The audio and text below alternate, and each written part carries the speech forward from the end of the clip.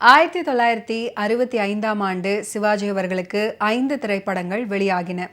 K. சங்கரின் இயக்கத்துல அன்பு கரங்கள், ஏ. பீம்சிங் இயக்கத்துல சாந்தி, பி. மாதவன் இயக்கத்துல நீலவானம், ஏ. பீம்சிங் இயக்கத்துல பழனி முதலான படங்கள்ல சிவாஜி அவர்கள் நடிச்சிருந்தாரு. எல்லாவற்றையும் விட முக்கியமாக ஏ. பி. நாகராஜன் இயக்கத்துல மிக பிரம்மாண்டமான உருவான திருவிளையாடல் திரைப்படம் படத்துல சிவாஜி அவர்கள் நடிச்சிருந்தாரு. நீலவானம் திரைப்படம் எதிர்பார்த்த அளவு பெரிய வெற்றி பெறவில்லை. அன்பு கரங்கள் படமும் சாந்தி திரைப்படமும் வெற்றி பெற்றன. பழனி திரைப்படம் ஏற்படுத்திய தாக்கம் தனி ரகம். அவை அனைத்தையும் விட திருவிளையாடல் ஏற்படுத்தியது சரித்திர சாதனை அப்படின்னு தான் சொல்லணும். அந்த வரிசையில் நீலவானம் திரைப்படம் 1965ஆம் ஆண்டு டிசம்பர் மாதம் 10ஆம் தேதி வெளிவந்தது. பி. மாதவன் இயக்கத்தில் வெளிவந்த இந்த படத்தில் சிவாஜி அவர்கள், தேவிகா, ராஜஸ்ரீ மற்றும் பலரும் நடிச்சிருந்தாங்க. மேலும் எஸ்.பி. சஹஸ்ரநாமம், வி.கே. ராமசாமி, நாகேஷ், சீதாலட்சுமி, குமாரி பத்மினி, ஐ.எஸ்.ஆர். ஹரிகிருஷ்ணன், காமெடி சண்முகம், லூஸ் ஆறுமுகம், பகோடா காதர், கருப்பு சுப்பையா போன்ற பல கலைஞர்களும் நடிச்சிருந்தாங்க. சிவாஜி திரைப்பட நிறுவனம் படத்தை வெளியிட்டது. கே. பாலச்சந்தரின் திரைக்கதை மற்றும் வசனத்தில் படம் உருவானது.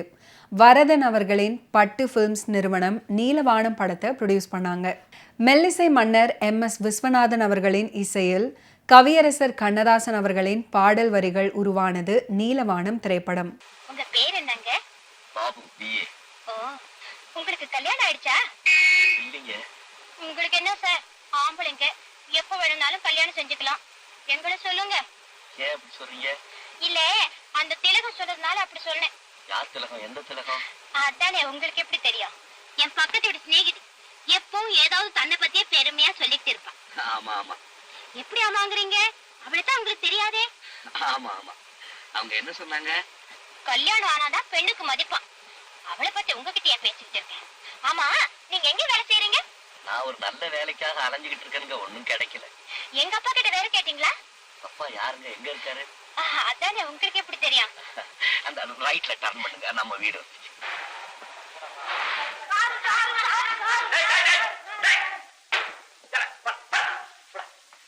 ரொம்ப தேங்க்ஸ்ங்க. இதான் உங்க வீடா? ஆமா. நான் உள்ள வரலாமா? உள்ள? நீங்களா உள்ள? ஏதாவது ஆட்சேபனையா? இல்ல, கொஞ்சம் கொஞ்சம். ஜனவரி சொக்காய 8 நாளைக்கு போட்டுக்குவ, தலைவைக்கு போடணும் கழுத்து. தெரிஞ்சவங்க வந்திருக்காங்க, மானத்தை வாங்காதடா. உனக்கு மானம், எனக்கு வருமானம். 20 பைசா இருக்கு, வச்சுக்க. 4 வாடகை, 1 ரூபா. ஆக்கி 50 பைசா அப்புறம் கொடுக்கறா. பேசாம எத்தனை நாளைக்கு பேசாம இருக்கிறது? 2 மாசம் வாடகை பாக்கி. உன் மனசுல என்ன நினைச்சிட்டு இருக்கிற? மாதிரியா இப்ப தனியா சினிமா கொண்டாக்கி வேலைக்கு போயிருக்க, சம்பளம் வாங்கணும் கொடுத்துறேன். நீ சினிமா தியேட்டருக்கு வேலைக்கு போவியா, திருடுவியா? 5ஆம் தேதி எனக்கு வாடகை கொடுத்தாகணும்.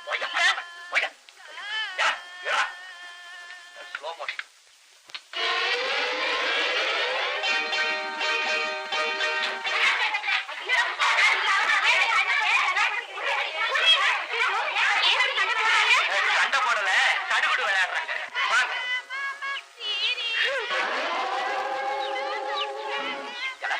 காரை தட்டி விட பாக்குறீங்களா? நாங்க விளையாடுறோம் சார். அக்கா யாரு சார்? நம்ம அக்கா தான். பசங்க தமாஷ் பண்றாங்க, நீங்க வா.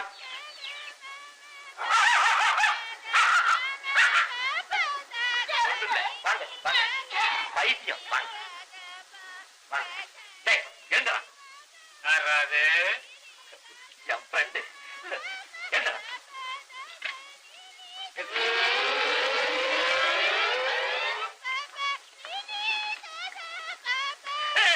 அங்கே உட்காரு, இப்படி உட்காரு. இதுதான் நீங்க இருக்கிற இடமா? நீங்க நிக்கிறீங்களே, உட்காருங்க. பரவாயில்ல, உட்காருங்க சும்மா. இங்க நீங்க மட்டும் தான் கொடுத்துன்னு இருக்கீங்களா? நாங்க 5 பேர் இருக்கோங்க. 5 பேருக்கு இந்த இடம் போதுமா? நாங்க எப்படியும் அட்ஜஸ்ட் பண்ணிக்கிறோம். யாராரு இருக்கீங்க? நானு, என் ஃப்ரெண்டு, இன்னொரு பூனை, ஒரு பெருச்சாடி, ஒரு பாம்பு. அவர் விருந்தாடி, அப்பப்ப வந்துட்டு போயிடுவார். நீங்க பயப்படாதீங்க, உட்காருங்க. நான் ஒண்ணும் பயப்படலையே. ரொம்ப நேரம் ஆயிடுச்சு. என் பிறந்தநாள் இன்விடேஷன் எல்லாருக்கும் கொடுக்கணும். நீங்களும் கண்டிப்பா வந்துடுங்க. அப்பாவுக்கு நான் உங்களை அறிமுகப்படுத்துறேன். அவர் நினைச்சாருன்னா உங்களுக்கு ஒரு நல்ல வேலையை வாங்கி கொடுப்பாரு. ரொம்ப சந்தோஷம். சிரமத்துக்கு மன்னிக்கணும். பரவாயில்லைங்க. கூட்டமா நின்னு பாக்குறாங்க. என்ன நடக்குது? போனையா? சிறிது காலமே வாழப்போகும் புற்றுநோயாளி பெண்ணை தெரிந்தே மணக்கும் ஏற்கனவே ஒருத்தியை காதலித்து அந்த காதலை துறந்தவனின் மனப்போராட்ட கதை. ஒரு புறம் பழைய காதலியின் தொடரும் இடையூறு, மறுபுறம் மனைவியிடம் எந்த அதிர்ச்சி தரும் உண்மையையும் வெளியிட முடியாத நிலை. இந்த படத்துல முக்கிய அம்சம் ஈர்ப்புள்ள திரைக்கதை, புத்திசாலித்தனமான வசனங்கள், சில கேள்விகளை அழகாக நிரப்பும் லாஜிக், கொஞ்சம் பிளாக் காமெடி, நடிகர்களின் அபார புரிதல். கிட்டத்தட்ட ஒரு பீம்சிங் ரக படத்தில் அபார புத்திசாலி வசனகர்த்தா இணைந்தது போல இருக்கும். ஆரம்ப காட்சியில களை கட்டும். சாந்தி தியேட்டர்ல டிக்கெட் கிழிக்கும் வேலையில்லா பட்டதாரி பாபுவாக நடிகர் திலகம் விமலா அப்படின்ற பெண்ணின் காரை வழிமறித்து லிஃப்ட் கேட்கும் காட்சி. தொடரும் காட்சிகள்ல சூழ்நிலை, நகைச்சுவை, காதல் அப்படின்னு படம் சுவாரஸ்யமாய் நகரும். முக்கியமாக லிட்டில் ஃப்ளவர் பாடலும் நடிகர் திலகத்தின் நளின நடனம் ரசிக்கும்படி அமைஞ்சிருக்கும். நடிகர் திலகத்தின் வறுமை நிலை, வாழும் இடம், அவர் பிறந்தநாள் நிகழ்வுக்கு வெறும் கோட் போட்டு மஃப்ளர் மாட்டி சந்தேக கேஸில் பிடிபடும் காட்சி. ஒரு பயந்த சுபாவமுள்ள குழந்தை மனம் கொண்ட செல்வ பெண்ணாக தேவிகா அவர்கள் வாழ்ந்திருப்பாங்க. கை கொடுத்த தெய்வம் சாவித்திரியை விட கடினமான பாத்திரம் அப்படின்னே சொல்லலாம். அனாயசமாக தேவிகா கையாளும் அந்த கேரக்டரை பாராட்டாமல் இருக்கவே முடியாது.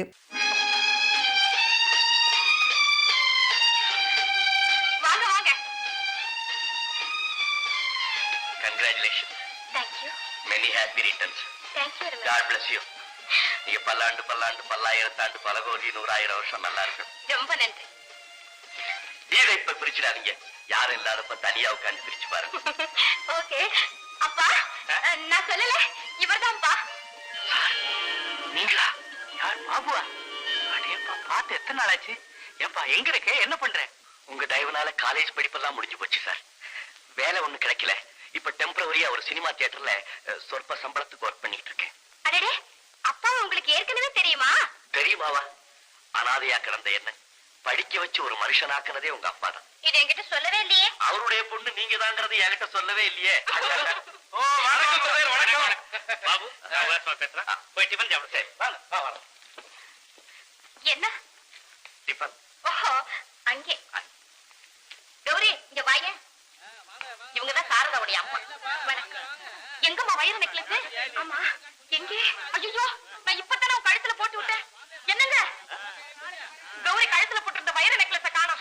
ஏன் இப்படி சத்தம் போடுறீங்க? வந்தவங்க ஏதாவது தப்பா நினைக்க போறாங்க. இதான் அங்கே அவருக்கு நல்ல தேடி பாருங்க. என்னங்க இது? நன்னா இருக்கு இவர் சொல்றது. தேடுங்கோ, தேடுங்கோ.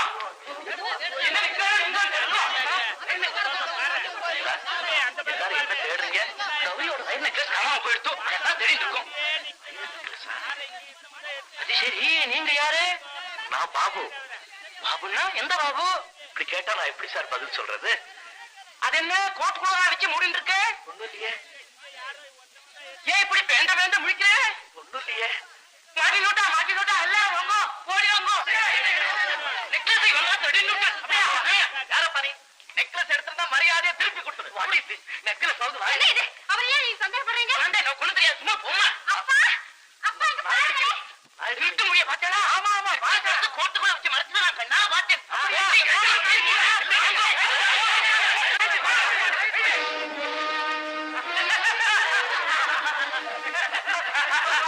ஐயோ, கோட்டுக்குள்ள ஒண்ணுமே இல்லையே. ஏன் எல்லாரும் சேர்ந்து இப்படி செஞ்சீங்க? I'm sorry. பாபு, 1965 நடிகர் திலகத்தின் அத்தனை 5 படங்களையும் நடித்தவர். நடிகர் திலகத்துடைய ஜோடியான கடைசி படமானது சோகம். அதுக்கப்புறம் 10 வருடம் கழித்து சத்தியம் திரைப்படத்தில், இடையில் எங்கிருந்தோ வந்தாளில் அண்ணியாக, பாரத விலாசில் சுந்தரராஜன் ஜோடியாக. சிவாஜி அவர்களே தன் பட ஆல்ப கமெண்டில் இந்த படத்தை பற்றி திருமதி தேவிகாவின் சிறந்த நடிப்பை கொண்ட படம் அப்படின்னு குறிப்பிட்டிருப்பாரு.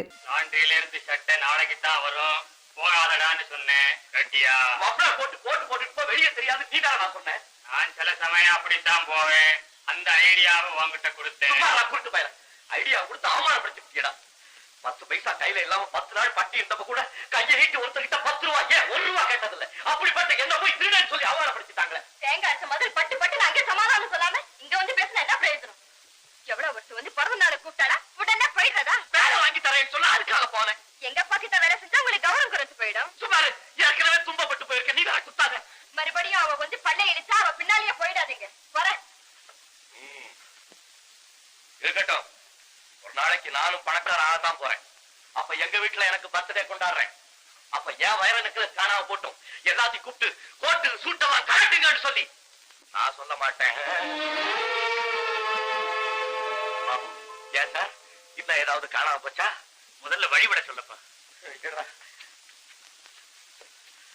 என்ன ரொம்ப அவமானப்படுத்திட்டாங்க சார். ஏதோ தவறு நடந்து போச்சு. அதுக்கு மன்னிப்பு கேட்கத்தான் வந்திருக்கும். ஆமாம் பாபு, நான் ரொம்ப வருத்தப்படுறேன். மன்னிச்சிருப்பா. கௌரி எல்லா விஷயமும் என்கிட்ட விவரமா சொன்னா. இனி வேலையை பத்தி நீ கவலையே பட வேண்டாம். என் பேப்பர் மில்ஸ்ல உனக்கு வேலை தயாரா இருக்கு. ரொம்ப நல்ல வேலை. 200 ரூபாய் சம்பளம். கரெக்டா 1ஆம் தேதியே கிடைக்கும். போனஸும் உண்டு. நாற்காலே ஜம்மன் உட்கார்ந்து வேலை பார்க்கலாம். குழு குழு மிஷினும் உண்டு. வேலைக்கு சரின்னு ஒத்துக்குங்க. சரிப்பா, நாளை காலையில என்ன ஆபீஸ்க்கு வந்து. இந்த வீட்டுக்குள்ள வரதுக்கு எனக்கு ரொம்ப பயமா இருக்கு. முதல்ல இந்த வீட்டை காலி செய்யுங்க. நீங்க காலி செய்யும் போது உங்க ஃப்ரெண்ட்ஸ் 4 பேரையும் இங்கேயே விட்டுட்டு வந்துடுங்க. பாபு, நீ ரொம்ப அதிர்ஷ்டக்காரன்டா. இனிமே சினிமா கொட்டாகையில சீட்டு கிழிக்க வேண்டிய வேலை இல்லடா ஐயாவுக்கு. சோபாவில டம்முன்னு உட்காந்துக்கிட்டு மங்கள மங்கையும் மாப்பிள்ளையும் அப்படின்னு தொடங்கக்கூடிய மற்றும் ஒரு அற்புதமான பாடல் நீலவானம் திரைப்படத்தில் இடம் பிடித்திருக்கும். இந்த பாடலை பி சுசீலா மற்றும் எல்ஆர் ஈஸ்வரி அவர்கள் இணைந்து ஃபென்டாஸ்டிக்காக பாடியிருப்பாங்க. பாடலுக்கு உண்டான வரிகளை கவியரசர் கண்ணதாசன் அவர்கள் எழுதியிருப்பாரு.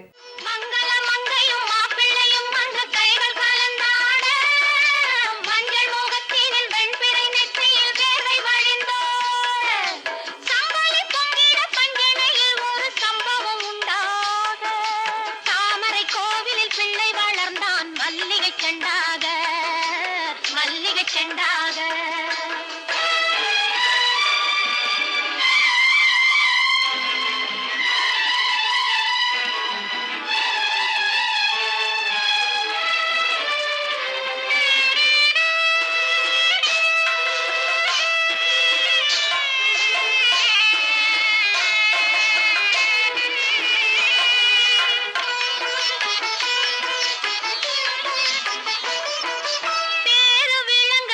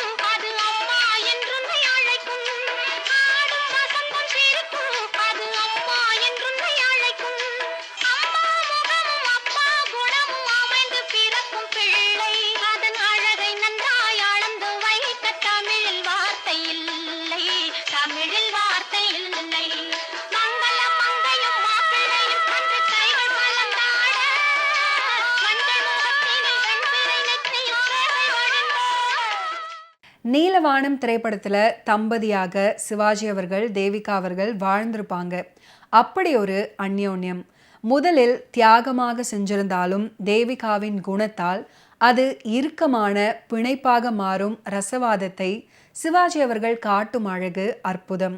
உண்மையை மறைக்க அவர் வயிற்றின் சங்கடத்தை கர்ப்பமாக்கும் எல்லை வரை போய் அந்த குழந்தைக்கு பெயரிடும் காட்சி, நகைச்சுவையுடன் தோய்ந்த ஆழ்ந்த சோகம், ராஜஸ்ரீயின் இடையூறு, இறுதியில தேவிகா தன் கணவருக்கு ஏற்கனவே காதலி இருந்து அவருக்கு துரோகம் இழைக்கப்பட்டதை உணர்ந்து ராஜஸ்ரீயிடமே வெளியிடும் காட்சி, சிகை அலங்கார மாற்றத்தை வைத்து ஊகிக்கும் பாலச்சந்தர், இதைத் தொடர்ந்து தேவிகா சிகிச்சை தொடர்பாக வெளியூர் சென்று வரும் கணவனிடம் இந்த காதல் பற்றிய உண்மையை அறிந்ததை வெளியிட முயல சிவாஜி அவர்கள் அதை தவறான புரிதல்ல தேவிகாவின் நோய் பற்றிய உண்மையை வெளியிட்டு, என்கிட்ட நீங்க பொய்யை தவிர எதையுமே சொன்னதில்லையா, அதுக்கப்புறம் அவருக்கு தானே முழுதும் நம்பாத நம்பிக்கையை வெளியிடும் கலப்புணர்வு நடிப்பு, அதுக்கப்புறம் மாமனார் மாமியார் காட்சியில நுழையும் போது அவளுக்கு தெரிந்துவிட்டது அப்படின்ற குறிப்பால் உணர்த்தும்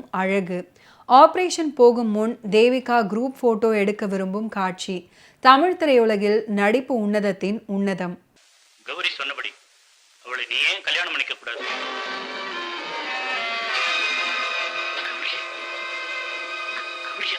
கல்யாணம் பண்ணிக்கிறதா? ஆமாப்பா, அவளும் உன்னை கல்யாணம் செய்ய ஆசைப்படுறா. சார், தயவு செய்து அந்த பேச்சை விட்டு எடுக்காதீங்க. ஏன்பா? நான் படிச்ச பட்டம் பெற்று ஒரு நல்ல நிலைமையில இருக்கிறதுக்கு காரணமே உங்களுடைய அன்பு ஆதரவு தான். அதுக்காக நான் ரொம்ப கடமைப்பட்டிருக்கேன். ஆனா உங்க மகளை கல்யாணம் பண்ணிக்க சொல்லி அதை நான் மறுத்து பேசுற அளவுக்கு என்ன ஆளாக்கிறாங்க சார். சார், தயவு செஞ்சு என்ன நன்றி கிட்டவனாக்கிறாங்க பிளீஸ். பாபு, இந்த விஷயத்தை உன்னை தவிர வேற யார்கிட்டையும் நான் பேசக்கூடிய நிலைமையில இல்லப்பா. ஏன் சார் அப்படி? பெரிய பெரிய லட்சாதிபதிகள்லாம் உங்க வீட்டுல சம்பந்தம் போட காத்துக்கிட்டு இருப்பாங்க. அவ்வளவு வசதி உள்ளவங்க நீங்க. ஆமாப்பா, எவ்வளவோ வசதிகள், பணம், பங்களா, காரு, இது எல்லாத்துக்கும் மேல சொர்ண விக்கிரகம் போற ஒரே மகள். அளவுக்கு மேல அன்போடு ஆசையோடு தான் அவளை வளர்த்துக்கிட்டு வர்றேன். ஆனா எது மேல அதிக அன்பு ஆசையை வைக்கிறோமோ அதைத்தானே ஆண்டவன் நம்ம கிட்ட இருந்து பிரிச்சுடுற. நீங்க என்ன சொல்றீங்க பாபு? கௌரி கௌரி வாழ போறது இன்னும் கொஞ்ச நாள் தான். அணு அணுவா வச்சுக்கிட்டு இருக்கு.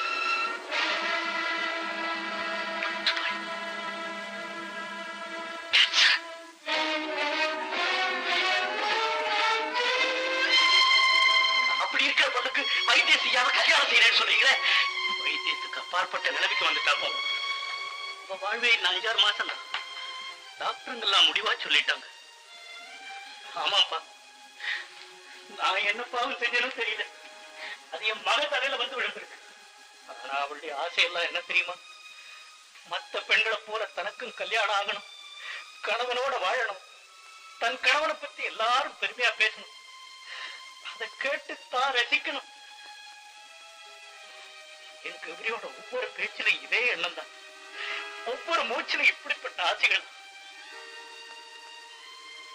தன் நிலைமையை பற்றி கௌரிக்கு ஒண்ணுமே தெரியாது. விழப்போற வெட்டில் பூச்சிக்கு அதனுடைய முடிவு என்னங்கிறது அதுக்கு தெரியும். அதை போலத்தான் அப்பா என் கௌரியும் தன்னுடைய முடிவு தெரியாம எதெல்லாமோ கற்பனை செய்துகிட்டு சிறகடிச்சு பறந்துகிட்டு இருக்கா.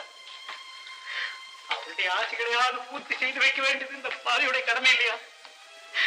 தானும் மன வாழ்க்கை நடத்தினோங்கிற சந்தோஷத்திலாவது இன்னும் கொஞ்ச நாள் வாழட்டும்னு பாக்குறேன். இப்ப சொல்லப்பா, எதையும் மறைச்சு அவளை நான் தலையில கட்ட பார்க்கல. உண்மையை சொல்லி உரிமையோட கேட்கிறேன். உங்க நிலைமையை பார்த்து நான் ரொம்ப அனுதாபப்படுறேன். ஆனா இந்த மாதிரி நோய் இருக்கேன்னு நீ தயங்க வேண்டாம். இது தொத்து நோய் இல்ல, உனக்கு எந்த வித தீங்கு நேராது. பெரிய டாக்டர் எல்லாம் சொல்லியிருக்காங்க. நான் அதை பத்தி எல்லாம் ஒண்ணு சொல்லல. நான் இன்னொரு பொண்ணை நேசிக்கிறேன். ஆமா சார், அந்த பொண்ணுகிட்ட ஒன்னையே நான் கல்யாணம் பண்ணிக்கிறேன் ப்ராமிஸ் பண்ணியிருக்கேன். அவளுடைய கதி துள்ளி தெரியற கண்ணை பத்தி நீ பேசுற. உயிருக்காக துடிச்சுக்கிட்டு இருக்கிற கண்ணுக்காக நான் வாதாடுறேன். என்னையே நம்பிட்டு இருக்க அந்த பொண்ணுக்கு நான் துரோகம் செய்தவனாக மாட்டேனா? இதையெல்லாம் துரோகம் நினைச்சா தியாகம்ங்கிற வார்த்தைக்கே அர்த்தம் எல்லாம் போயிடுப்பா. ஒண்ணு கேட்கிறேன், முன்ன பின்ன தெரியாதவங்க கிட்ட நான் இப்படி எல்லாம் உரிமை கொண்டாடி கேட்க முடியுமா? முடியாது சார். ஒருவேளை இந்த நிலையில என் மகளுக்கு கல்யாணம் செய்து வைக்கிறது தவறு நீ நினைக்கிறியா? நான் அப்படி நினைக்கவும் எனக்கு தோணல சார். அதனாலதான் நேர்மைக்கும் கண்ணியத்துக்கும் எடுத்துக்காட்டா இருக்கிற உன்னை கேட்கிறேன். பாபு, உன்னாலதான் என் மகளை சந்தோஷமா வச்சிருக்கேன். பாபு, இப்ப சொல்லப்பா, சொல்லு. என் முடிவு தவறா? என்ன பதில் சொல்றது இல்லை, எனக்கு தெரியல சார். உலகத்துல எதிர்பாராத சம்பவங்கள் எத்தனையோ நடக்குது. அது மாதிரி இந்த கல்யாணம் நடந்துட்டா நல்ல கணவன் அடைஞ்சிட்டோங்கிற ஒரு குறிப்புல என் மகனுடைய ஆயுசு இன்னும் கொஞ்சம் நீடிக்காதாங்கிற ஒரு அற்ப ஆசையப்பா இது. பாபு, நான் யோசனை பண்ண கொஞ்சம் டைம் கொடுங்க சார். நல்ல யோசனை பண்ணு. ஆனா உன்னுடைய முடிவு நல்லதா இருக்கட்டும். ஓகே வியூவர்ஸ், இன்னைக்கு நிகழ்ச்சியில் நடிகர் திலகம் சிவாஜி கணேசன் அவர்களுடைய ஃபிலிம் கெரியரில் நடந்த பல இன்ட்ரெஸ்டிங்கான விஷயங்களை நீங்கள் பார்த்து தெரிஞ்சிருப்பீங்க. மீண்டும் அடுத்தடுத்த எபிசோட்ஸில் சந்திப்போம். நன்றி, வணக்கம்.